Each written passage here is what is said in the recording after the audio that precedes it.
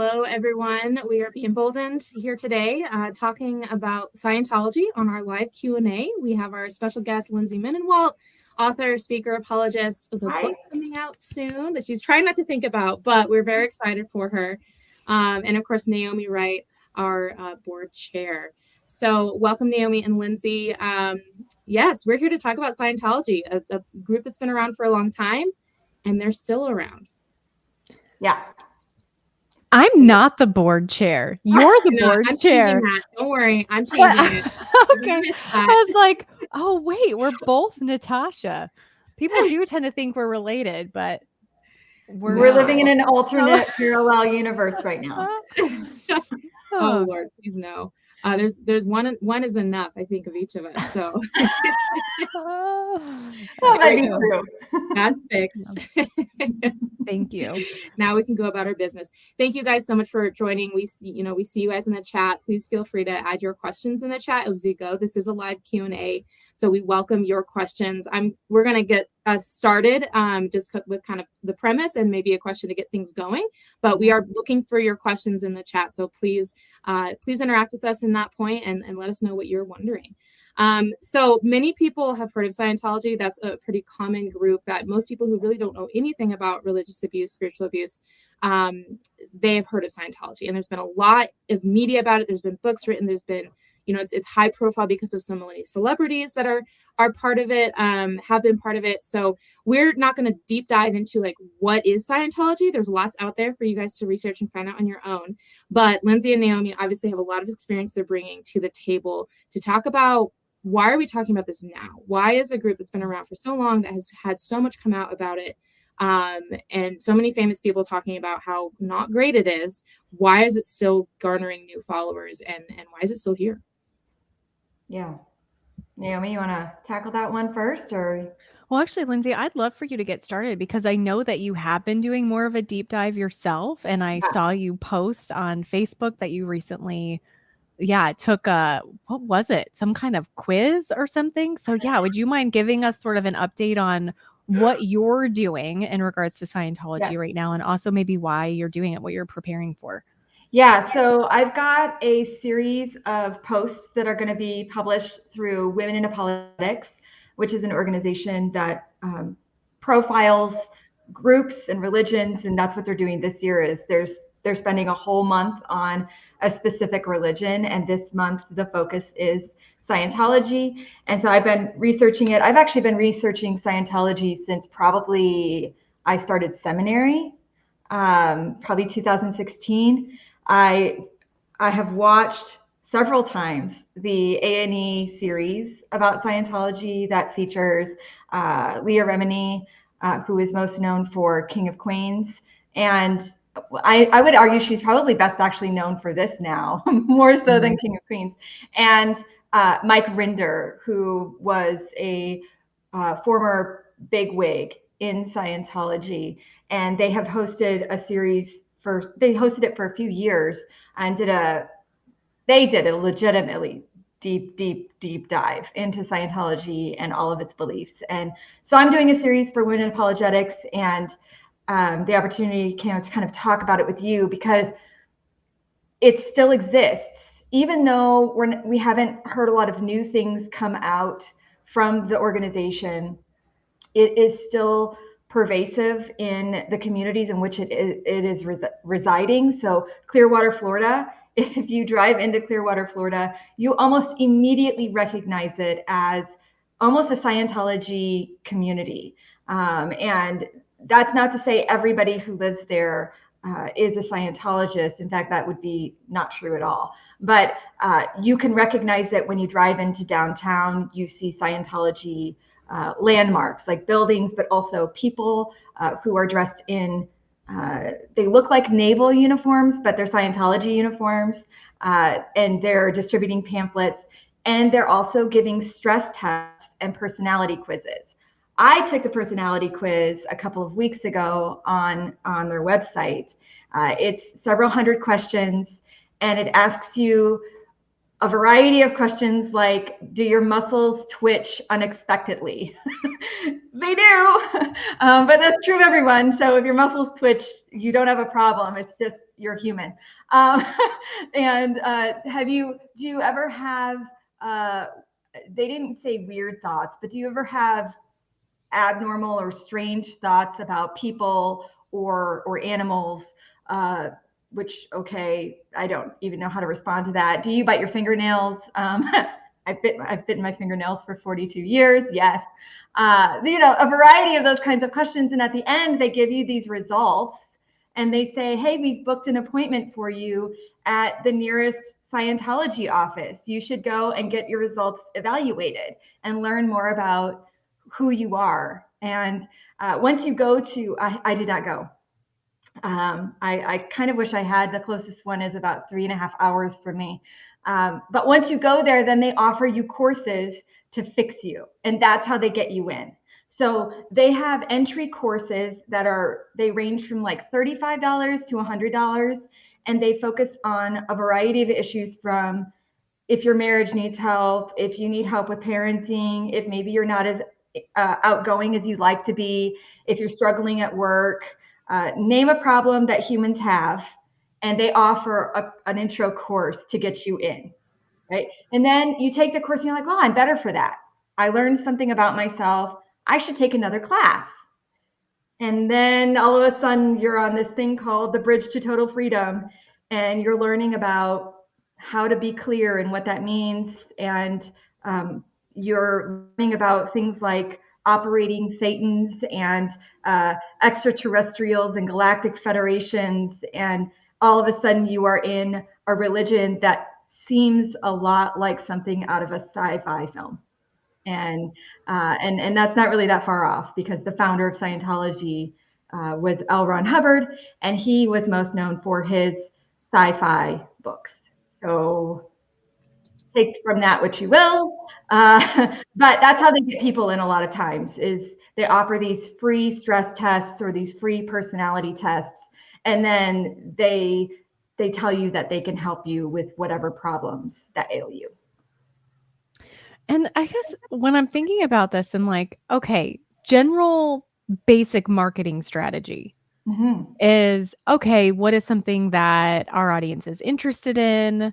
Humans in general are interested in themselves. And so like we'll offer that they can learn more about themselves, and then we'll try to convert them to a client because we offer something free. And like, this is not unheard of for like any product that we use. Correct. Like you get samples at the food court, and the hope is that you're then going to go order the entree. And so like that in and of itself, I'm like, there could be room for. The concern is the lack of being upfront about what they're actually offering, big picture, long term, and not only just big picture, but also like in the details, because there's a lot of detail in any sort of religion, there's a lot. And so could you sit down and get all of the information at one time? Well, that would probably be unrealistic, for us, for anything. I might need to, even if I'm looking at that meal, I might be like, okay, I want to go look at the ingredient list, or I have allergies. Like, does it have this stuff? So like, okay, you might have to do a little digging, but it's that like behind the curtain thing that really gets me, of why is there so much behind? Like, I can come in and think this is just a personality test. At any point during the personality test, Lindsey, I'm curious to like the website that you went to for the personality test, just to use this as our example right now. Was it really upfront? Like, this is a whole religion and a whole community and a whole thing. Like, did you know that you were taking a prereq to like really plugging in with this entire worldview? I did. Well, I went in true. full, I knew my eyes were wide open. I knew what I was doing. I did not use a fake name. And I can explain why, I was pretty upfront about, this is my real email address, and spam me, don't care. But I knew, because I was taking it on the Scientology website. Like, the information that I have written about came from the Scientology website. I've read probably 7 or 8 books about Scientology outside of Scientology, written by former Scientologists. And I know that the Church of Scientology would come at me and say, but that's, those are just people who hate the church and hate everything we stand for, and they're scorned people, so you can't trust anything they say. So much of the information that I've written about for Women in Apologetics, or that I'm speaking about today, has come straight from the horse's mouth, right? Like from L. Ron Hubbard, from the Church of Scientology. And I think that's important when we're studying different worldviews, is to, yes, we can learn so much from Leah Remini's book, right? Troublemaker. We can learn a lot. We can learn a lot from Mike Rinder's recent book. I think it's A Billion Years is what I'm looking back, because I have a stack of books back here. A Billion Years. We can learn a lot about his experiences while he was in the organization. But Scientology is pretty, I want to say they're open until they're not. So once you get into the deeper courses, you start to realize you're not actually getting the full picture ever. So one of the interviews that I watched of somebody who had ascended the bridge to total freedom, which is their sort of path to salvation, salvation in the way that Scientologists think about it, not in the way that maybe Christians would think about it. Mm-hmm. Their way to salvation is this bridge to total freedom, and it's a bunch of courses and what they call auditing. And I think people maybe think of Scientology, when they think of auditing, they think of Scientology. It's holding cans and somebody is asking you questions, and there's this e-reader that L. Ron Hubbard invented that kind of goes back and forth and tells the auditor how you're feeling. And if it shakes or something, then they have to go in on that discussion on that topic, whatever made it shake. So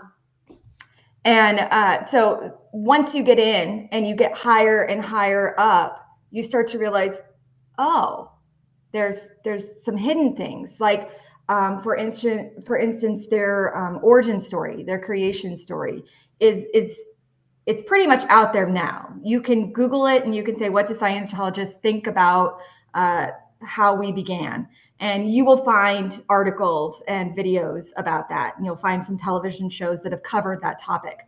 But if you are a Scientologist and you are cut off from the outside world, which a lot of Scientologists are, you might not know the origin story until you get to what's called OT level 3.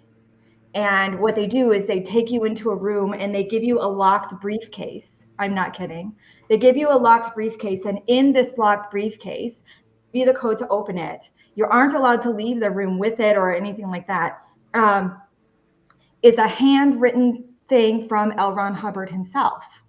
And it gives the creation story that came from L. Ron Hubbard's mind, which is this now infamous story about the Galactic Federation and this alien galactic overlord named Xenu, who threw a bunch of aliens into the volcanoes of Earth and then blew them up with a bunch of bombs, and their souls came up, and now they're inhabiting all of our bodies. You don't learn that until you're significantly into the program and you've paid a ton of money, because that's the other piece of it, right? To ascend all the way to the top of the Bridge of Total Freedom, estimates are like $500,000 or more. Leah Remini said she spent millions of dollars.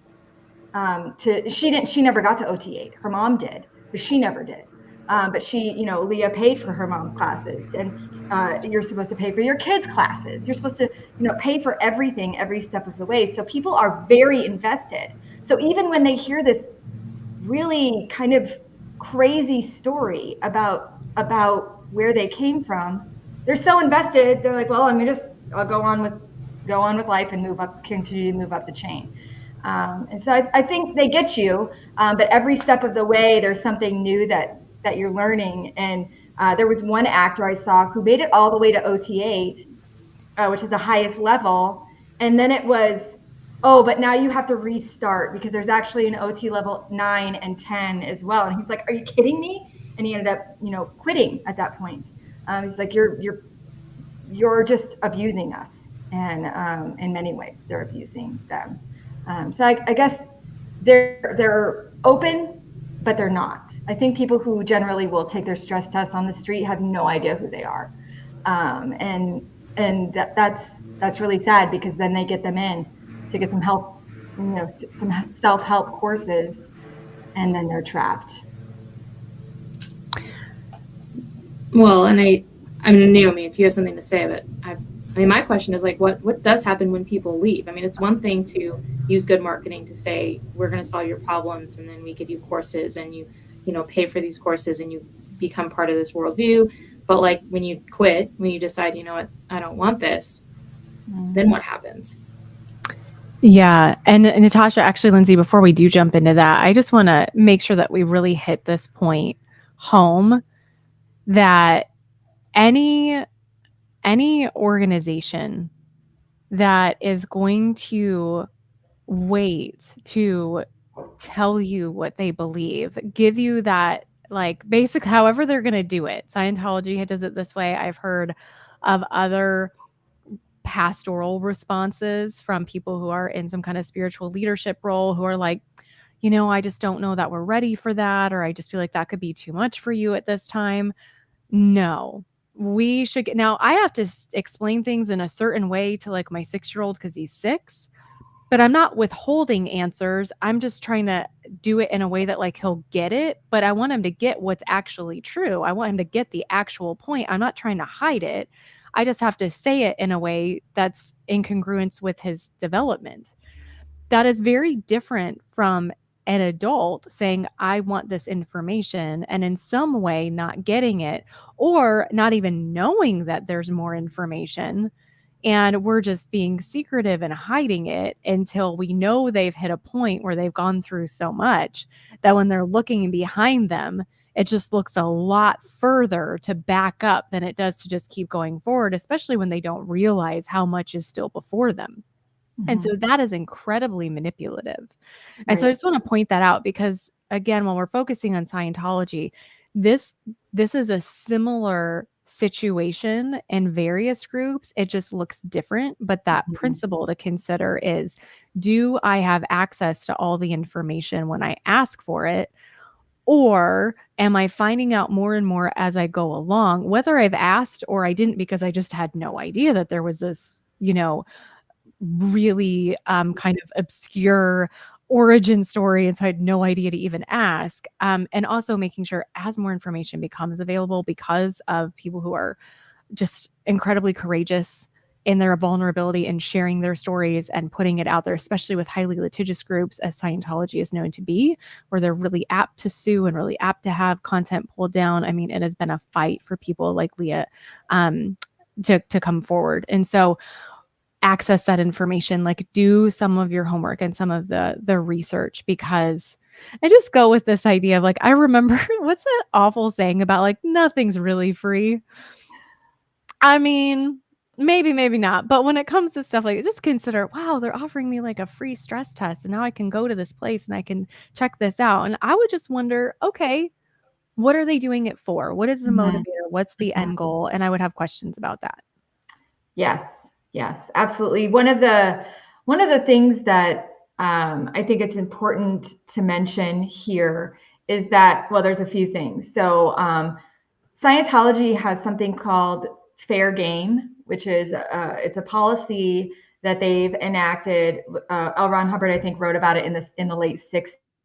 But basically, if anybody says something negative about Scientology, they're fair game, and you can do literally anything you want to them. So this is when we see, I'll use Mike Rinder as an example, because he's been very open about some of the things that have come up against him since leaving the church. He gets followed around. He's stalked. He gets death threats. People will just show up at his house and yell at his family. It's gotten pretty bad for him at some points.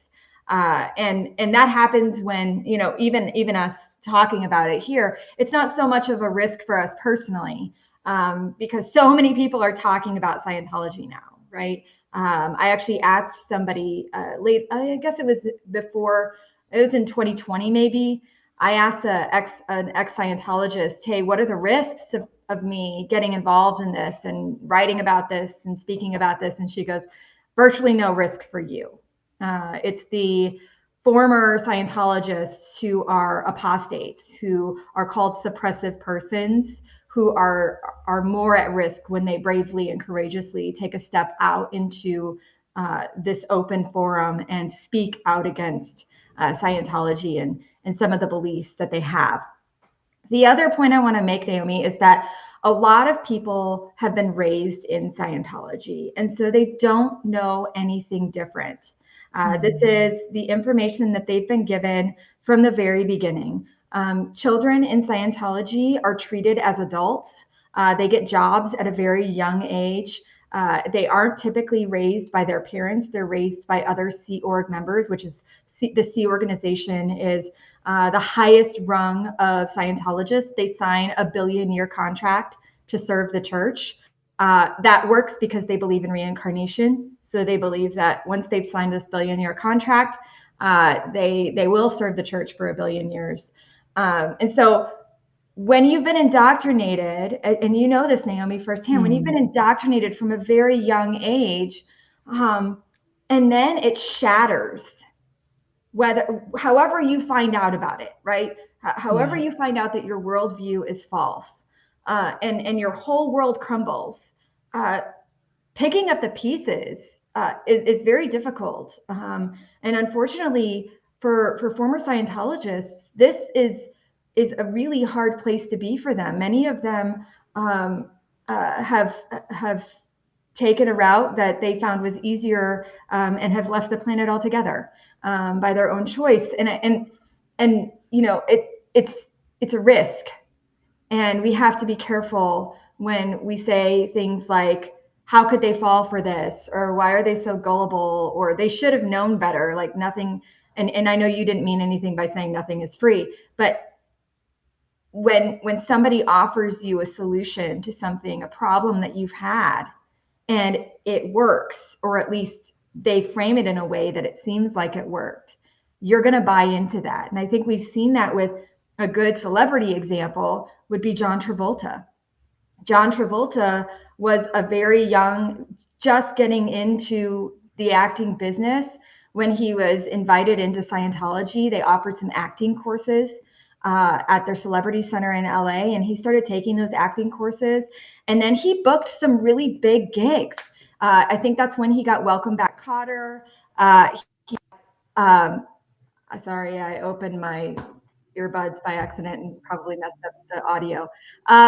But you know, he got Welcome Back, Kotter. He got Saturday Night Fever. So he was having all of these successes that coincided with his joining the Church of Scientology.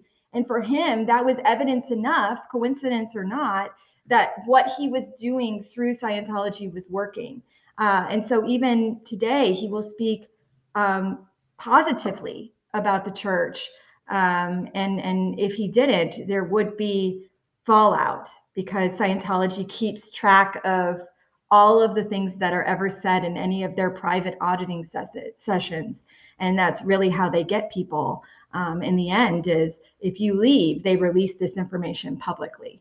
So anything bad that you've done in your life that you confessed in one of these confessional situations, they will share that. And it's one of the reasons why Leah Remini's book was so important, is she opens it in the introduction with something like, here are all the terrible things I've ever done in my life. And, oh, I might as well tell you what my husband has done too. And this is kind of what my parents have done.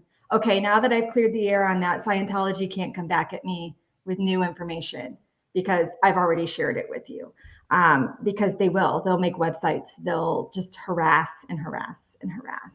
And so we have to have compassion for people who've fallen into these ranks, and of any organization that manipulates people the way that it does, and kind of keeps their grips on them is pretty terrible. Naomi, I'm wondering, when you were having your own experiences, and I don't want this to be all about you necessarily, but the idea of, if you were to know certain information, were you told like you would get sick, or that there would be some sort of, if you knew too much too soon, that you might die?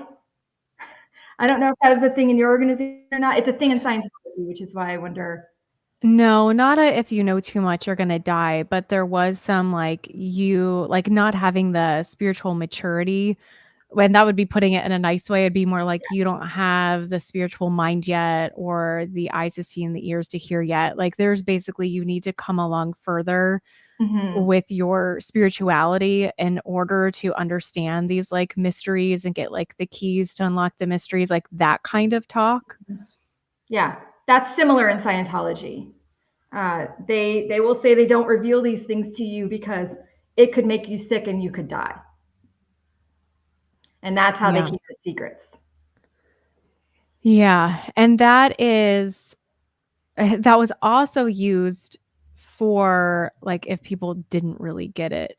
Hmm. It'd be sort of this like, well, it was shaming, but it was usually said like in a nice way of like, oh, like it's okay. Like you'll come along, just stick with it and be here.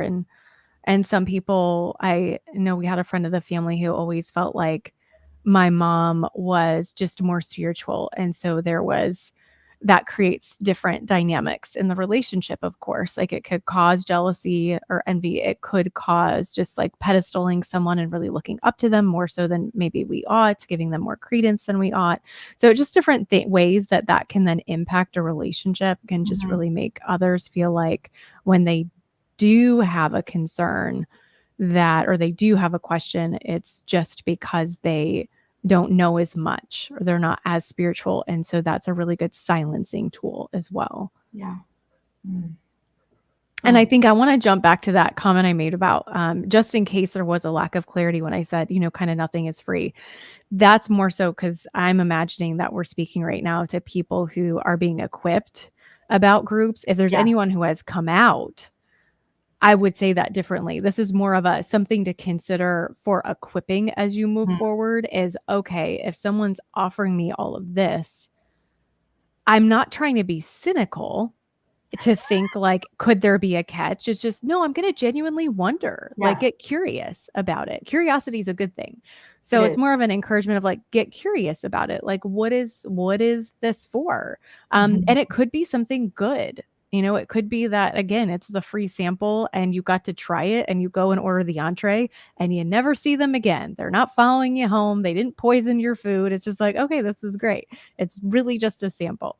But just kind of getting curious about, wow, if they're offering this, like, why are they offering it? What's kind of to this? Like, what do I maybe like have some questions about? And I want to see how they're going to answer. And that gets into a whole other conversation, just more ways to engage. But yes, that's more so not to put any blame and shame on people Right. who have come out, more so equipping so we don't get in. So just something for us to think about. Yeah, if you're walking along the streets of LA and you were offered a free stress test, you should not take it. That is about as clear as I can make it. The odds are very good that it is a Scientologist who is offering you this test, and you shouldn't accept it, and tell your friends because they are right on Hollywood Boulevard, and they have it's like a historical. I think it's a historical center about L. Ron Hubbard. So they could even get you in that way. Hey, do you want to learn about this cool guy? No, you don't. You're just going to say, no, thank you, and move on. And know that that's not free. There are many strings attached. Yeah. Many high costs, again, as we've seen, as we've heard about. Lindsey, is the stress test only when they see you in person, or is that something that's also online? I didn't find it online. Because I think it requires the e-meter. I think the stress Okay. test is actually given with the e-meter, which is again, it's a little meter that is connected to two metal cans, and there is some sort of electricity that comes between. It's not enough to like shock you, but it reads you. Similar to, they claim it's sort of like a lie detector, and maybe not as powerful as a lie detector. But they hook you up to you hold these cans, and then they ask you questions, and then they determine. Of course, you're always going to be stressed, right? There's always something stressing you out, and that's how they get you in. But yeah, I think the stress tests are only offered in person, probably in Clearwater as well. Those are the two big hubs in Scientology, is Clearwater, Florida, and LA. Okay. Mm-hmm. So then, Natasha, I know you had brought up a question about leaving and what that looks like. I'm not sure if we fully answered that. I know, Lindsey, I think we did partially, just with the aftermath and the harassment and all of that people can have to endure. Yeah, I think it's similar to a lot of cults that we talk about, a lot of fringe religions that we talk about. You are cut off is the easiest way to put it. If you decide that you do not want to participate any longer, they will cut you off. And that means literally in some cases, they will just push you out onto the streets and say, good luck with life. And that could be really horrible, especially if you're a teenager. And there are instances where some survivors have come back and said, I was kicked out at 13. And parents are discouraged from talking to their children who have left, and vice versa. Children who are still in Scientology are discouraged from talking to their parents who have left. And so they are considered apostates and suppressive people. And if you have a relationship in any way with a suppressive person, there are major punishments to be had, and you could be excommunicated yourself, and you don't get a refund. There's no refund for the money that you've paid in. You won't get a refund. You've paid in the money, it's lost, but you do get your life back. And so for many, the risk is worth it for them. They're still trying. There are many parents and many children who are still trying to get their families back together. And we have seen some successful situations where, and we could just use Leah as an example. Her mom got out and they have a relationship together again. And her mom feels an incredible amount of guilt for ever exposing Leah to this religion. And Leah is consistently saying, like, but if we hadn't been exposed, we couldn't be helping others who are working to get their way out. So, okay, I accept your apology, but also there's work to be done. And I love that mindset. Yeah, it's incredible. In offering, and extending this forgiveness, but also saying, okay, let's do it. Let's continue to work with people who need to escape. And in many cases, Natasha, it is escaping. They're literally climbing fences or running away in the middle of the night. David Miscavige, who is the president, he's called COB, chairman of the board of Scientology. His own father escaped, and he wrote a great book about it. I encourage everybody to read it. But that shouldn't ever happen in a religion. There shouldn't be this instance where you have to escape in the cover of night or over barbed wire or razor wire fences. You shouldn't be held captive if you threaten to leave, which is something Scientology is known for as well. So there's great risk taken knowing that if you leave, you're going to lose everybody, potentially everybody. And in some cases, your family will come with you, but in other cases, they won't. So in the instance of Mike Rinder, he left and his wife and his children stayed. And it's been an awful situation for him. And I think we can use him as an example because he's so public about it. But he's not the only one enduring that kind of situation because they've chosen to exit the group. Yeah, the losses, I mean, they reach everywhere. And like you said, it's not like, even if someone left and say they were on their own, they didn't have family in, maybe they were the last one to exit. And so they were actually having some reunification that was happening on the other side. Mm-hmm. This is still massive because there's all this confusion of, and we talk about this with cults in general, or just even higher control groups that maybe wouldn't fit the bill quite for a cult. But when someone comes out and they're like, well, what was all of that? I mean, again, there is this alternate reality aspect going on. And so like, okay, how do I even, and how do I function in real like day-to-day culture? And I need a job again, probably now, and I'm not really going to have savings most likely. And I mean, No it can look education. different. If they were Right. raised in the church, they probably didn't go Yeah. to school. So Right. they probably don't have education. Yeah, and typical just social skills and things like that as well. And so, I mean, it's a mess. And then on top of it, they're not just saying, okay, you can go, we're not going to talk to you anymore. They might very well come after you and still be tracking you. And so, this is a major decision for someone to be making. And so, all of the compassion for someone who is taking this on, the courage that it requires is just absolutely massive. And it's hard, I think.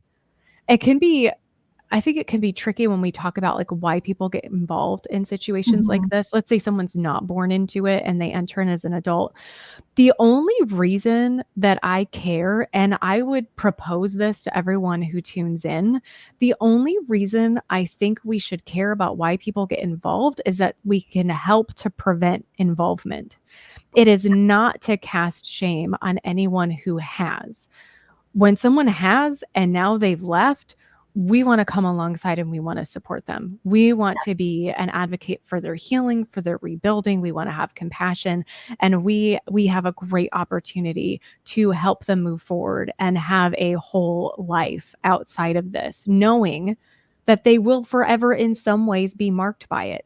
I move forward and live most of my days like I'm not a cult survivor, but it still is a part of my story. There's like an integration that has needed to happen because I had it so compartmentalized, and then, well, I can't do this and have it be compartmentalized. So kind of slammed it all together and smushed it together for me. And that's been a bit of a process to go through too. But it is relevant to my life. Like it can be relevant at times when my son asks a certain question, or Yeah. gosh, I was just talking to a friend who's having a hard time with their child staying in the room at night. Like she's now able to like leave the room, and she's struggling with like, how do I get her to stay in there? And it reminded me of my very first memory I have of being locked in the laundry room that was separate from the main house. It was off of the garage, and it was tied shut with a jump rope. I mean, that's my first memory as a kid. And that was because of my dad's strong disciplinarian strategy. And my mom was wrecked by it. I mean, she certainly was not on board, but you did not disagree with that male headship. And that's an example of it going awry. I'm not saying male, I'm not coming at that as a topic right now, but that's an example of like, it's abusive, like it's now a problem. Whether someone would agree with that view or not within Christianity, that is a problem example. So there's different things like that can just pop up. Like I'm just going about my day, and now I'm listening to this message, and now I'm thinking about this memory, and like my heart rate's going up a little bit, I'm starting to, yeah. And so just recognizing this is forever a part of someone. Now, it doesn't mean that it's the totality. It doesn't mean it's going to totally define them. Their identity is in Christ, and that's what matters. But I say that for us to continue to have compassion in the long run. This is not a short haul thing. This is it's woven in, and it's a part of their story. Yeah, I think if you were to look at interviews that have been done of people who've come out of any group, but we're talking about Scientology today, so I'm using Scientology as an example. But you can almost see them go back to that place when they're like they feel it. There was one instance where Leah and Mike were speaking to a particular person, and he was talking about a really awful situation that he participated in. And you could almost see the physical change where he kind of like came in on himself and like made himself smaller.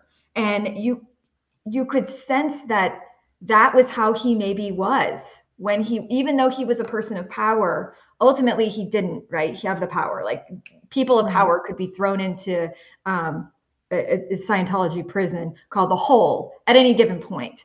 And Mike Rinder was, I think, for several months in the Hole. But this guy that they were talking to, Leah actually, she didn't kill the interview, but she got up. She was like, forget the cameras. Like, and came to him and said, you were a child and you've just gone back to being that child. And she recognized it. And I think we need to remember that these traumas are often happening to young people, and that's where they get stuck emotionally, and they can't, it's really hard for them to heal. And it could be a process that will take them years and years, decades, maybe their whole lives. And they've moved on. They're doing other things, right? They've got lives, they've got families, but you start talking about their experiences and in an instant they're back and they're in that space. And we need to be able to recognize that and show compassion like Leah did and say, I'm here and we can stop this.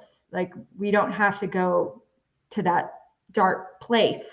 And also to offer them this idea that you were a child who, even if you weren't a child and you were an adult, you were being treated like a child, and you had no control.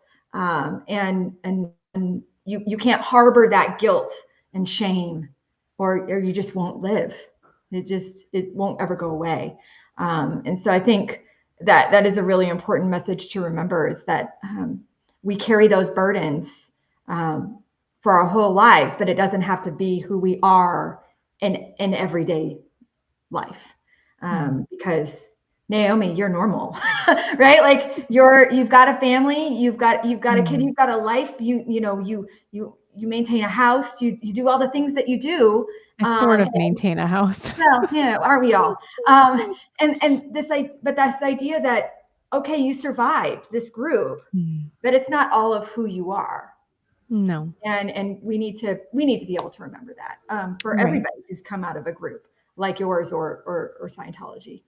Right. Yeah, it's both, Lindsey. It's not making it someone's identity, because it's not. Our identity is not found in any of these things, good or bad. Whatever we're talking about, we know where our identity comes from as Christians. And then it's also not forgetting and ignoring that it still did happen either. We could go too far in either direction, and neither is the truth. Neither's like totally honest. Like if I continue to move forward, like I wasn't raised in a cult and I didn't have that marking my life until I was 28, and then continuing to be marked in other ways. If I just acted like none of that happened, that's not the totality of who I am and what I've lived through and all of that either. And it does help make sense of different things, like different ways I look at things. Like I still have a really high value of work ethic. I will probably die with that. And I've learned to temper it, and to not think that someone's less than, like if they don't, because I was raised that they were. And so it's like, there's things that can make sense of like, wow, she's going into overdrive again. We probably need to remind her that, we got to back that up. So it could even help like my husband. No, I'm just going to massage your feet. You just close the computer and you just don't for a minute, And so we bring it all together, but understanding that person is going to include understanding as much as we're able what the history has been, and knowing we're not locking the person in. So again, we're not nixing what has happened. We're not ignoring it. We're not pretending that it isn't a part of that person and what their life has been, and that it won't continue to pop up in different ways. And we're also not pretending that it's the totality, because people can live very whole, very filled lives. There can be a richness and a depth to their lives. And that is a goal that many people I come alongside at Be Emboldened have. They're reaching out to us sometimes to make sense of things, of course, and oftentimes as well, because they want more connection and more genuine relationship and more ability to be able to do things that they do value, but they just can't right now because it's so tightly connected to such an awful experience. And so they're wanting to move forward, and they're wanting to have like real freedom. And it's thinking, what did you say? It's like the bridge to what? The bridge to total freedom. Total freedom. And it's like, people want that. People who have come out of these situations want freedom, even if they're not going to feel like they've got the totality in every single way. Like, we're wanting to move forward towards freedom. It's Be Emboldened's tagline is living out freedom. And so something like that language is really powerful for people. And it can speak to a need. And you're absolutely right, Lindsey. You mentioned this earlier. we get involved in things. If we're born into them, that's one thing, because of course we're just born into it. I mean, that kind of answers it. But if we get involved older, which many of us do, and I've gotten really close to some problematic situations, absolutely. And it is because there's a need and someone's providing a solution. They're providing an answer to it. And it seems genuine. And what a beautiful thing. Right. That freedom piece is really important. I saw a question from Amanda, we should probably get to, but the freedom piece, Naomi, is really interesting to me because and you were talking about the really big work ethic, and you have a great work ethic. This is pretty prominent in Scientology as well. Scientology is an achievement-based religion, and the Bridge to Total Freedom is, the steps are literally laid out for you. You just need to complete these courses, and then you will achieve, the state of clear. Once you achieve the state of clear, then you complete these steps, and it's one step after another, and it's literally just you're achieving, and you're being told you're doing a great job, or we need to work a little bit longer on this one, and then you complete the next one, and you keep moving up, and you see this success, and you're like, I'm gonna do it. I'm gonna achieve this freedom. And then, of course, it comes crumbling down, because once you reach the top, you realize it's not the top, and they send you back down to the bottom.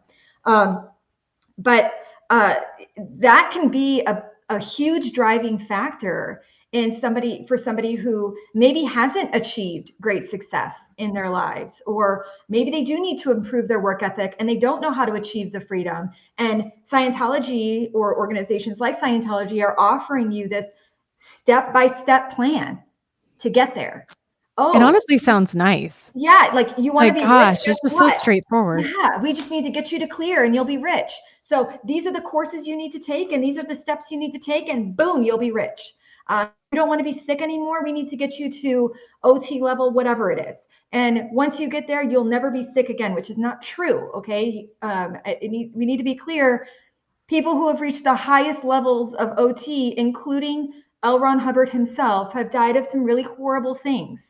So it's not that you're not going to get sick. L. Ron Hubbard did not decide one day to discard his body for a new body. He died of a stroke. Okay, like he was sick and he died of a stroke. But Scientology will not teach that, because if we tell you that the leader and the founder of Scientology died of a stroke and was really sick, guess what? Everything we're selling you, literally selling you below that, is fake and a lie. And we can't let you know that it's a lie. So instead, we're going to announce in 1986 that L. Ron Hubbard, at the age of 74 and 10 months and 11 days, discarded his body for the next life. And that, they have this idea that he would return, and they said 21 years. So there was this group of Scientologists they set out his clothing every day, Naomi, for his return. They literally set his clothes out on his bed and said, one day he's going to fill these clothes. It's got to be ready. We're several years past the 21-year mark, and there's been no return. And so I think we can safely say that L. Ron Hubbard was a liar, and he fabricated this entire worldview for his own benefit to get rich. He said himself, the way to get rich is to create a religion. He created a religion, and now it's a multi-billion-dollar religion that is continuing to take advantage of people who are just trying to get better at whatever it is they're trying to get better at. Yeah. And for those who are connected, for those who knew him, who were connected with him in some way, or whatever that would look like, I'll just use myself as an example. Like, to be told that, like, about your own father, because there's a strong correlation there with what you just shared.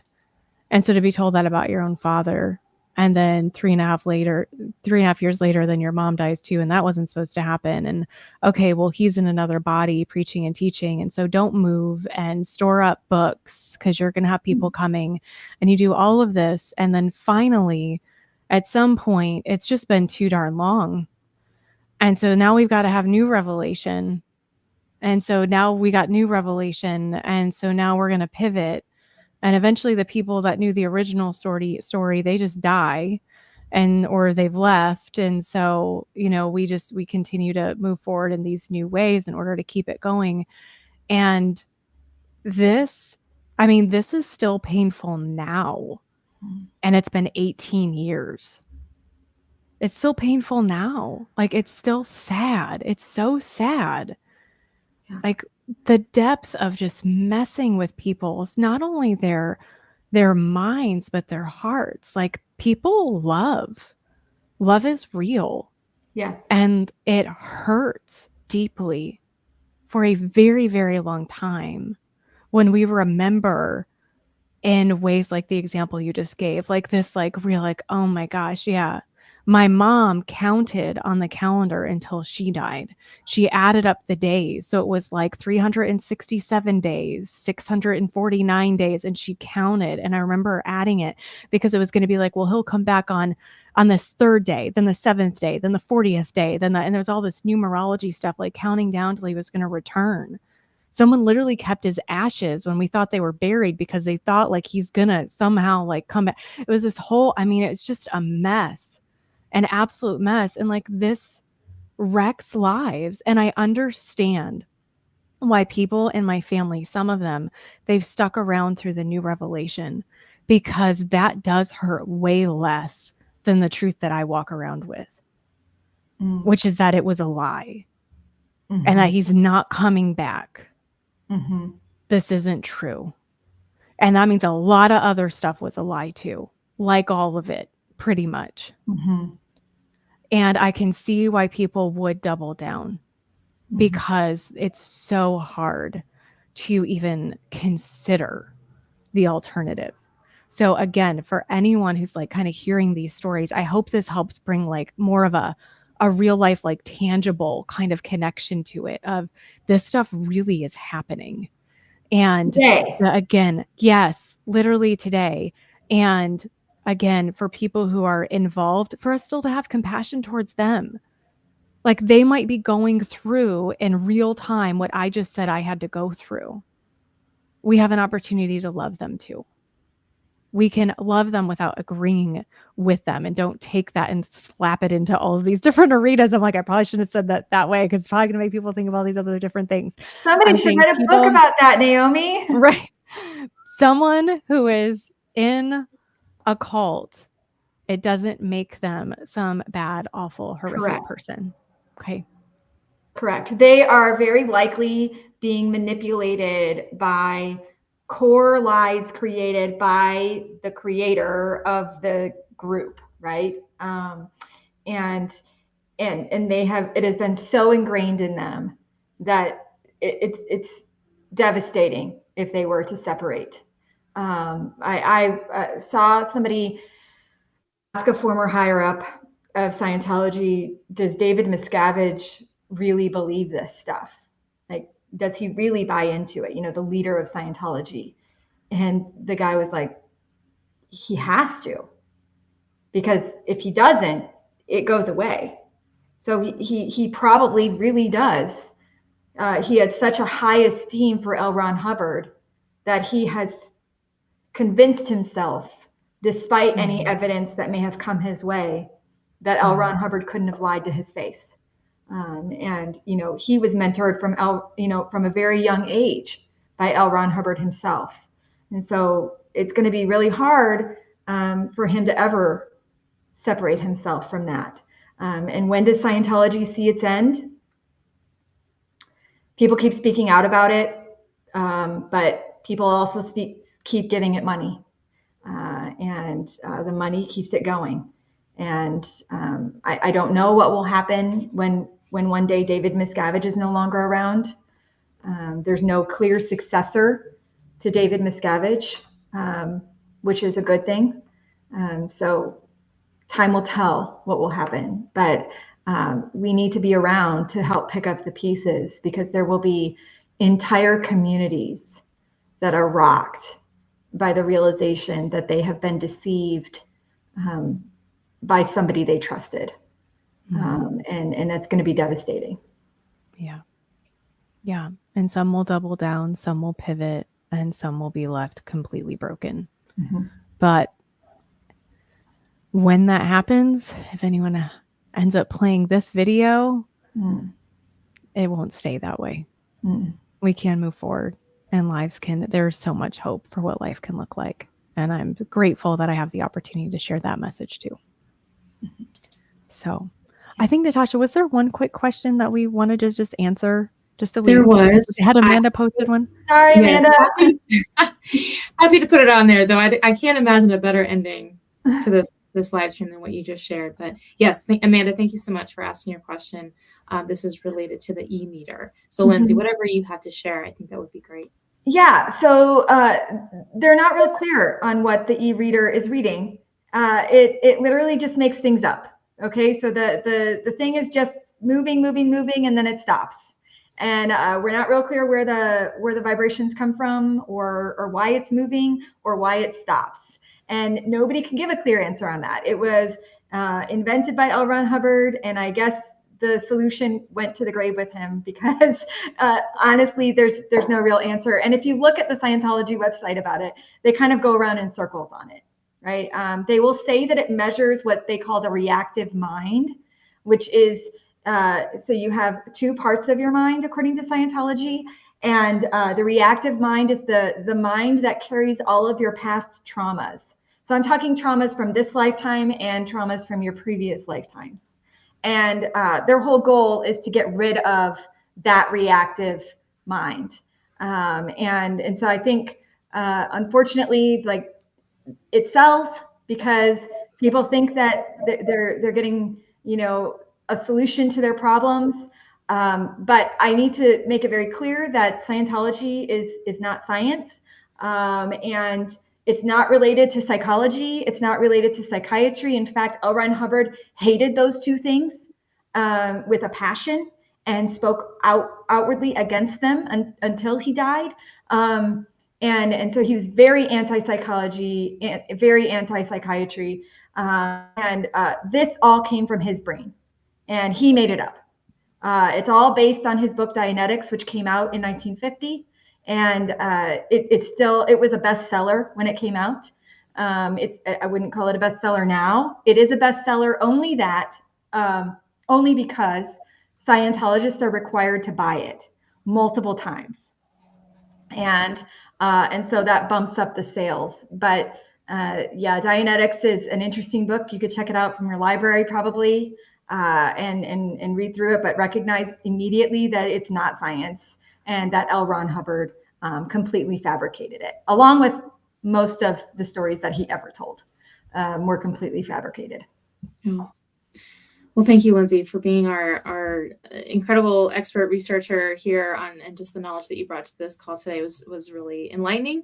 And I think that's just how we talk about it is also really important. And that's something that Being Bolden is really passionate about, and that we believe in, is that it's not just let's sensationalize these crazy things that people believe and just talk about that, but these are real people with real stories, with real hearts and real lives that are being abused and broken and shattered. And we want to be here to prevent that and to help support those who have walked in that journey.